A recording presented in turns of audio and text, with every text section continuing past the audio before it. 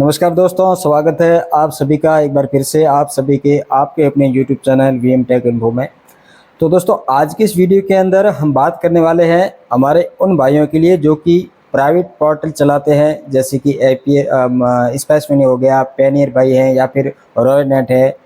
वगैरह वगैरह। ऐसी जो कंपनियां आती हैं एपीएस की अलग अलग, जिसके अंदर आपको एपीएस के साथ साथ डीएमटी की सर्विस मिलती है। डीएमटी यानी कि जो मनी ट्रांसफ़र हम करते हैं, मनी ट्रांसफ़र का काम,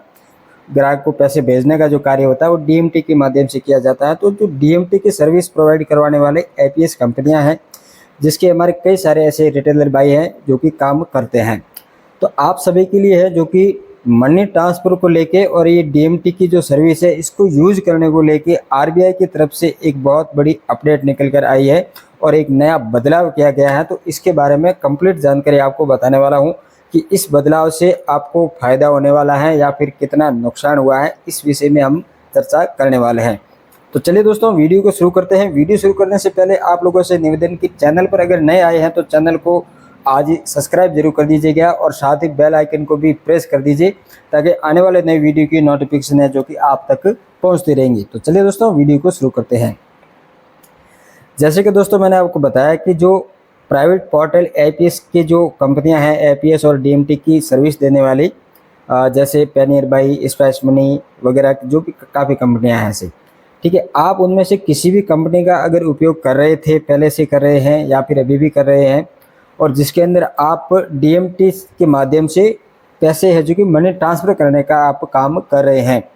तो दोस्तों, इसमें क्या होता था कि पहले हमारे पास कोई भी कस्टमर अगर पैसे भेजने के लिए आता है, सेंटर आया, तो उस समय आप क्या करते हैं कि उसका मोबाइल नंबर लेके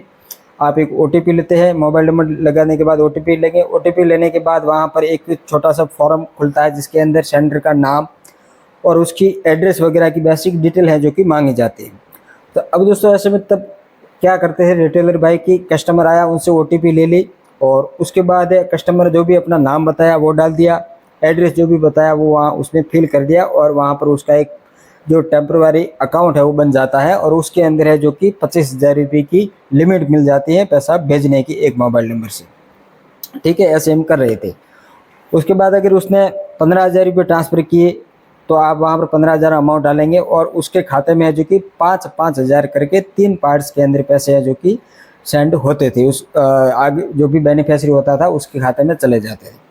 अब उसमें ऐसा होता था कि एक बार आपने उनका अकाउंट बनाया, अकाउंट बनाने के बाद वहाँ पर बेनिफिशियरी जब ऐड करते थे उसमें आपको एक बार एक ओटीपी लेने की आवश्यकता होती है, जिसमें वो बेनिफिशियरी है जो कि ऐड हो जाता है। उसके बाद उसी बेनिफिशियरी को आप कई बार पैसे अगर पाते हैं, भेजना चाहे तो फिर बार बार आपको ओटीपी लेने की ज़रूरत नहीं पड़ेगी। वहाँ पर एक बार खाता जो ऐड हो गया उसमें आप कभी भी पैसे हैं जो कि विदाउट ओटीपी के भेज सकते थे। तो इसमें दोस्तों आरबीआई को क्या लगा है कि जो भी पैसा भेजने वाला आ रहा है, सेंडर है, तो वो कहीं ऐसे फ्रॉड पैसे किसी को जो भेज रहा है, जो गलत किसी को अगर भेज रहा है अपनी पहचान छुपा के, तो ऐसे जो चीज़ों को रोकने के लिए आरबीआई ने अभी इसमें थोड़ी सख्ताई बरती है। तो उसमें क्या होता था कि पहले आपने कोई भी मोबाइल नंबर ले लिया, डिटेल उसने जो भी बताई आपने वो डाल दी, तो वहाँ पर फर्जीवाड़ा हो सकता था कि हो सके उस आगे वाले बंदे के पास जो मोबाइल है वो सिम भी फर्जी है, किसी और की सिम लेके आ गया, उसने जो नाम बताया वो भी फर्जी है और आगे किसी को पैसे अगर भेज दिए हैं और वो पैसे कहीं गलत उपयोग में जा रहे हैं, तो ऐसे में सरकार को जो सेंडर है, पैसा भेजने वाले है, उसकी कंप्लीट केवाईसी और उसकी पूरी डिटेल लेने के लिए अब ये बदलाव किया है। अब दोस्तों, इसमें क्या होगा कि बदलाव चलो कर दिया है, अच्छी चीज़ है कि कस्टमर की पहचान है जो कि होनी चाहिए हमारे पास, लेकिन अब रिटेलर भाइयों को क्या दिक्कत होने वाली है इसके बारे में हम बात करते हैं। अब नए बदलाव में क्या होगा कि दोस्तों, आपने एक मोबाइल नंबर लिया, उससे ओटीपी ली, ओटीपी लेने के बाद उस सेंटर का आधार नंबर वहाँ पर आपको फिल करना पड़ेगा। आधार नंबर फिल करने के बाद उनका फिंगर लगवा के आपको ई केवाईसी करनी होगी। जैसे ही आप ई केवाईसी करेंगे तो उस कस्टमर की डिटेल्स है जो कि आधार का जो डाटा है वो एड्रेस, नाम वगैरह सारा वहाँ पर ऑटोमेटिक फैच होके आ जाएगा और वहाँ पर उसका अकाउंट है जो कि क्रिएट हो जाएगा। अब दोस्तों, उसमें 25,000 रुपये की लिमिट मिल जाते हैं। लिमिट मिलने के बाद अगर आपने मान लो 15,000 रुपये आपको ट्रांसफ़र करने हैं, आपने 15,000 का अमाउंट डाला तो आपको 3 ओटीपी लेनी पड़ेगी। आपको एक बार OTP उसके पास जाएगी, वो 5000 की OTP लेंगे तो 5000 उसके खाते में जाएंगे, फिर दूसरी OTP जाएगी, फिर आपको OTP फिल करनी होगी, फिर तीसरी OTP जाएगी, वो भी आपको फिल करनी होगी, तब जाके वो 15,000 रुपये आप भेज पाएंगे। तो इसमें दोस्तों क्या होगा कि आपको एक बहुत बड़ी दिक्कत होने वाली है, क्योंकि आपका जो काम है उसमें आप काफ़ी समय लग जाएगा, क्योंकि बार बार कस्टमर से OTP लेनी, OTP यहाँ से जाते फिर यहाँ फिल करनी, तो ऐसे में एक थोड़ा सा काम है जो कि बहुत झंझट मारी वाला हो जाएगा। उसके बाद दोस्तों यहाँ पर क्या होगा कि जो आप एक बार KYC करोगे तो उस कस्टमर की आधार कार्ड पे DMT को लेके एक बार वो 25,000 की लिमिट बनेगी। फिर मान लो आपने अगर पेनी बाई के अंदर आपने KYC की और उसका अकाउंट बना दिया, उस अकाउंट से आपने 15,000 ट्रांसफ़र किए, उसके बाद पीछे उसकी 10,000 की लिमिट पड़ी है।